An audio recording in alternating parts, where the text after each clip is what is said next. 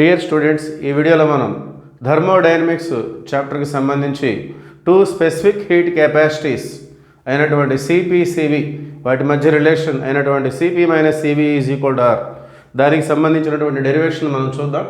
So CP minus CV is equal to R ఈ derivation ఎలా వస్తుందనే చూద్దాం. So proof according to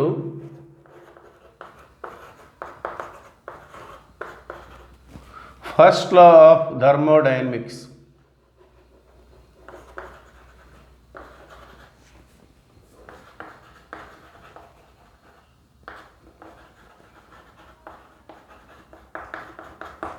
according to first law of thermodynamics, the heat supplied to the system, the heat absorbed is delta Q is equal to, it is equal to the algebraic sum of internal energy and amount of work done delta U plus P delta V.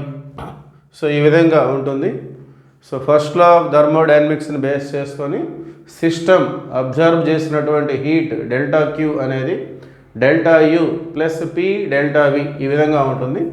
So దీన్ని మనం తీసుకోవాలి.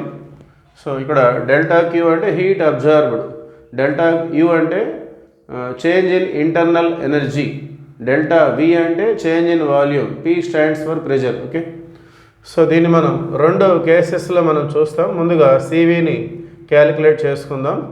So ఇది KS1గా తీసుకుందాం. So CV at constant volume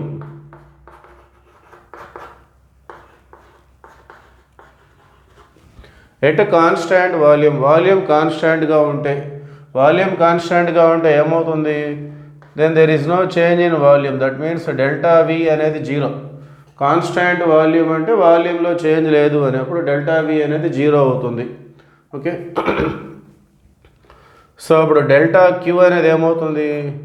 delta V అనేది zero కావడం వల్ల delta Q అనేది డెల్టా యూతో మాత్రమే ఈక్వల్గా ఉంటుంది. సో ఈ ఫ్యాక్టర్ జీరో అయిపోయింది కదా, సో ఈ టర్మ్ క్యాన్సిల్ అయిపోతుంది. Delta Q is equal to delta U. Therefore at constant volume the specific heat capacity CV అంటే specific heat capacity at constant volume అని చెప్పేసి మనం ఆ విధంగా దాన్ని ట్రీట్ చేస్తుంటాం. దీని యొక్క ఫార్ములా వచ్చేసి delta Q by delta tea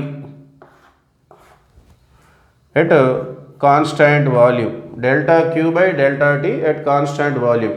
ఈ సబ్స్క్రిప్ట్ అనేది మనం ఎట్ కాన్స్టాంట్ వాల్యూమ్ దగ్గర మనం చూస్తున్నాం. సో దాన్ని అది తెలియజేస్తుంది. సో ఇప్పుడు డెల్టా క్యూ అంటే మన దగ్గర ఏముంది? Delta U. డెల్టా క్యూ అంటే డెల్టా యువే కాబట్టి delta U by delta T. So ఇప్పుడు మనం ఈ సబ్స్క్రిప్ట్ని వదిలేయచ్చు.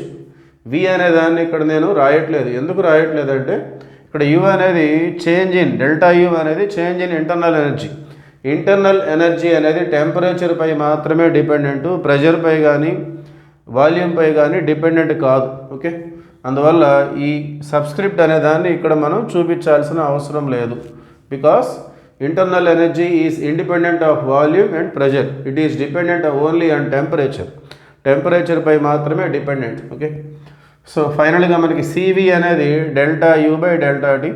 సో దీన్ని మనం ఈక్వేషన్ నెంబర్ 2గా తీసుకుందాం. సో కేస్ 2 వచ్చేసి at constant pressure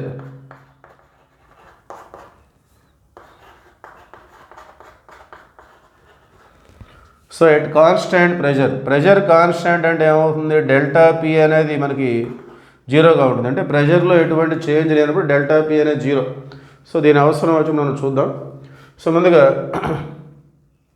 delta Q అనేది మన దగ్గర ఏ విధంగా ఉంది? Delta Q is equal to delta U plus P delta V.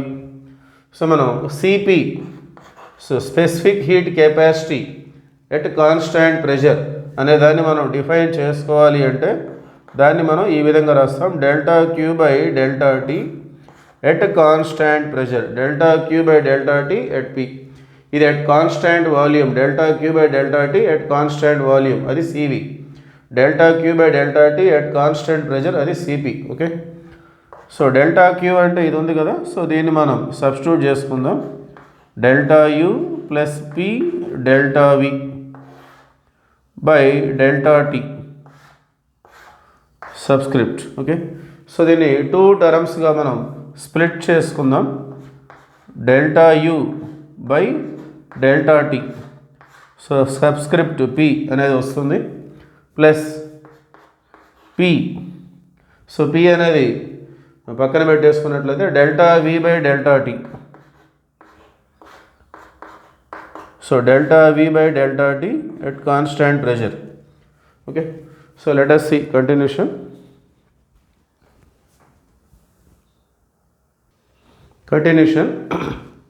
So CP. So CP is equal to, so ఇక్కడ కూడా నేను ఈ పి అనే దాన్ని డ్రాప్ చేస్తున్నాను ఫస్ట్ టర్మ్లో, అంటే పి లేకుండా రాస్తున్నాను. Delta U by delta T plus P delta V by delta tea.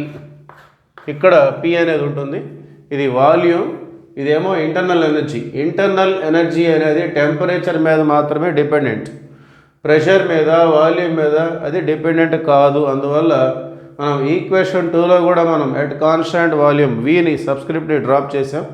అట్లానే ఇక్కడ కూడా ఇక్కడ ఉన్నటువంటి సబ్స్క్రిప్ట్ని ఇక్కడ నేను తీసేస్తున్నాను. So because internal energy does not dependent on pressure, pressure మీద డిపెండెంట్ కాదు కాబట్టి ఆ సబ్స్క్రిప్ట్ అనేది మనం వదిలేస్తున్నాం. ఓకే, సో ఇక్కడ ఉంటుంది. So CP that is equal to equation 2 నుండి మనకి ఏమొచ్చింది, CV is equal to delta U by delta T. CV plus P delta V by delta T from 2. Equation 2 దగ్గర నుండి మనం ఆల్రెడీ డెరైవ్ చేసుకున్నాం. CV is equal to delta U by delta T. Okay, so దాన్నే నేను ఇక్కడ substitute చేశాను. So ఈ CV అనేది లెఫ్ట్ సైడ్ వచ్చినట్లయితే CP minus CV is equal to P into delta V by delta T P. So దీన్ని మనం equation 3గా తీసుకుందాం. So let us see continuation.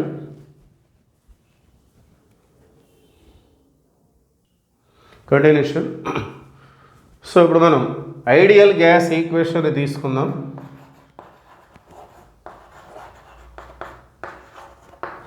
Ideal gas equation. So ఇది మనకి దీని యొక్క ఈక్వేషన్ మనకి ఏ విధంగా ఉంటుంది, PV is equal to mu R T. Okay, so దీన్ని మనం ఐడియల్ గ్యాస్ ఈక్వేషన్గా తీసుకుంటాం. For 1 mole of gas, gas యొక్క క్వాంటిటీ అనేది 1 mole కనుక తీసుకున్నట్లయితే అప్పుడు ఏమవుతుంది, మ్యూ అనేది 1 అవుతుంది. 1 mole ఆఫ్ గ్యాస్ అంటే mu is equal to 1. Mu అంటే number of moles of gas. Okay, దాన్ని మనం 1 mole తీసుకుంటున్నాం, అందువల్ల మ్యూ అనేది 1.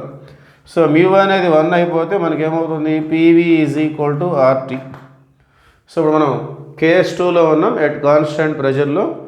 సో దీనికి మనం టెంపరేచర్ తోటి డిఫరెన్షియల్ అప్లై చేసుకున్నట్లయితే take differentials. So take differentials with respect to temperature. So with respect to temperature, temperature పరంగా మనం డిఫరెన్షియల్స్ అప్లై చేసినట్లయితే మనం ఎట్ కాన్స్టాంట్ ప్రెషర్లో ఉన్నాం కదా. సో ప్రెషర్ అనేది కాన్స్టాంట్ కాబట్టి దాన్ని మనం పక్కన పెట్టేస్తాం. సో ఈ విని మనం ఈ విధంగా రాస్తాం, delta V by delta T at constant pressure.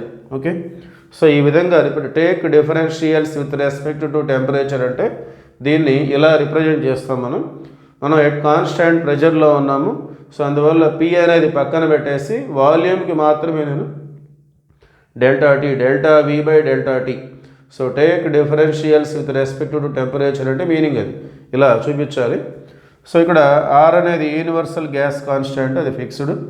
So delta T by delta T. So with respect to T మనం డిఫరెన్షియల్ తీసుకుంటున్నాం కదా, ఈ విధంగా వస్తుంది. మరి ఈ రెండు సేమ్ కదా, డెల్టా టీ క్యాన్సిల్ అయిపోతుంది. సో ఫైనల్గా మనకి వచ్చేటటువంటిది therefore P delta V by delta T at constant pressure is equal to R into 1 R. So ఈ రెండు సేమ్ ఎన్ఆర్ డిఆర్ సేమ్ కాబట్టి క్యాన్సిల్ అయిపోయినాయి, 1 అయిపోయింది. ఓకే, సో రిమైనింగ్ అది. Therefore P delta V by delta T at constant pressure is equal to R. So equation 3 మనకి ఏం తెలియజేస్తుంది? Cp minus Cv is equal to P delta V by delta T at constant pressure. So ఇదే కదా మనకి equation 3 తెలియజేస్తుంది.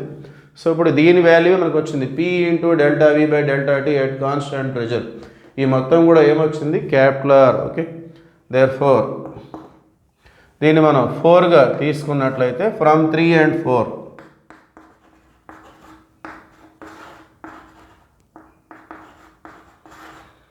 from 3 and 4 Cp minus Cv is equal to R. Okay, this is the derivation. Thank you.